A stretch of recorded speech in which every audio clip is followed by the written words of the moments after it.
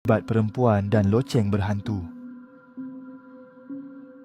Menurut YouTube Sembang Kopi, kisah seram ini berlaku di sebuah hotel 3 bintang di Georgetown, Pulau Pinang. Menurut Kiao Feng, seorang pekerja hotel, kejadian ini terjadi semasa pandemik. Selepas hotel dibuka semula, pada suatu malam yang sunyi, dia bertugas di bahagian resepsi. Sambil bermain telefon, dia menunggu pelanggan. Tiba-tiba, loceng di kaunter berbunyi dengan sendirinya. Dia tersentak dan memandang sekeliling. Tiada sesiapa. Tengah dia main game ni, tiba-tiba di atas meja receptionist mesti ada satu bell, betul tak? So, bell itu berbunyi dengan sendiri. Hatinya mula tertanya, siapa yang tekan loceng ni? Dia cuba bertenang, tetapi tidak lama kemudian, loceng berbunyi lagi. Dengan debaran, dia bangun memeriksa kawasan resepsi, namun tetap kosong. Kali ketiga loceng berbunyi, dia segera berlari menemui penyelia. Bos, loceng tu berbunyi sendiri, katanya cemas. Penyelia memeriksa CCTV.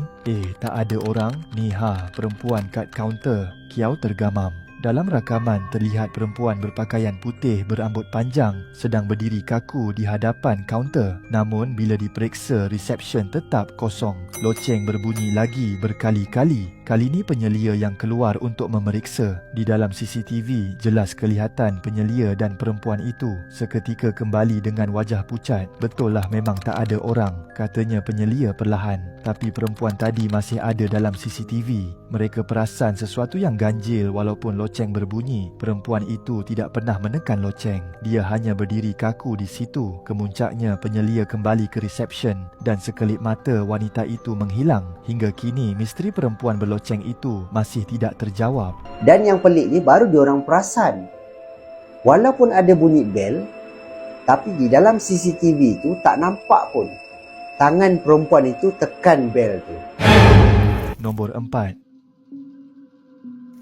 Hari ini admin nak kongsikan tentang Expert Option, sebuah platform dagangan dalam talian yang digunakan oleh ramai pelabur di Asia. Apa sebenarnya Expert Option? Ia adalah platform online di mana anda boleh berdagang pelbagai aset, contohnya mata wang USD atau Euro, saham, komoditi seperti emas dan minyak dan juga cryptocurrency. Bagaimana ia berfungsi? Konsepnya mudah. Anda buat ramalan sama ada harga sesuatu aset akan naik atau turun dalam tempoh masa tertentu. Contoh, anda rasa harga Bitcoin akan naik dalam 5 minit, anda pilih buy. Kalau jangkaan betul, anda boleh buat keuntungan. Kalau salah, anda akan rugi modal yang dilaburkan. Dan ingat, dagangan melibatkan risiko, jadi anda perlu faham bahawa kerugian modal boleh berlaku. Apa ciri yang ada di Expert Option? User interface yang mesra pengguna, mudah difahami dan sesuai untuk yang baru nak cuba. Boleh mula dengan modal kecil, jadi sesuai untuk belajar langkah awal. Akaun demo pun percuma, anda boleh berlatih dengan duit maya sebelum melabur duit sebenar. Kemudian boleh diakses melalui telefon pintar, senang untuk trade bila-bila masa. Di sini juga terdapat Bollinger Band strategi, iaitu sejenis indikator teknikal yang membantu trader melihat bila harga sesuatu aset dianggap tinggi atau rendah. Ia ada 3 garisan. Garisan tengah iaitu purata harga,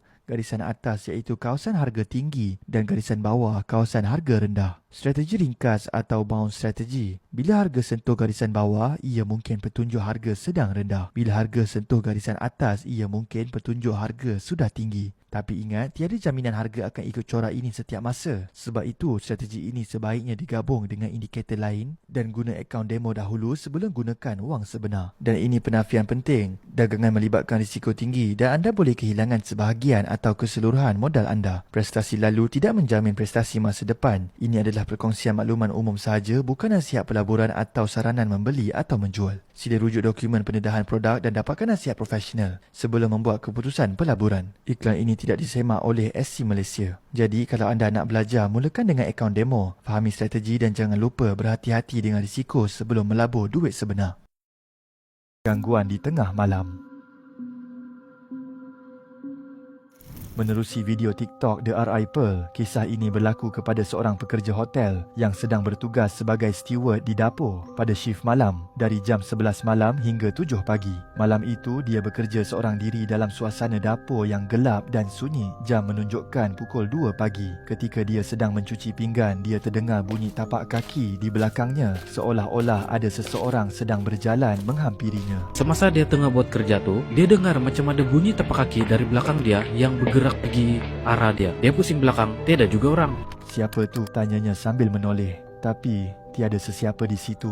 Merasa pelik, dia cuba memanggil nama rakan sekerja yang sama shift. Namun, tiada jawapan.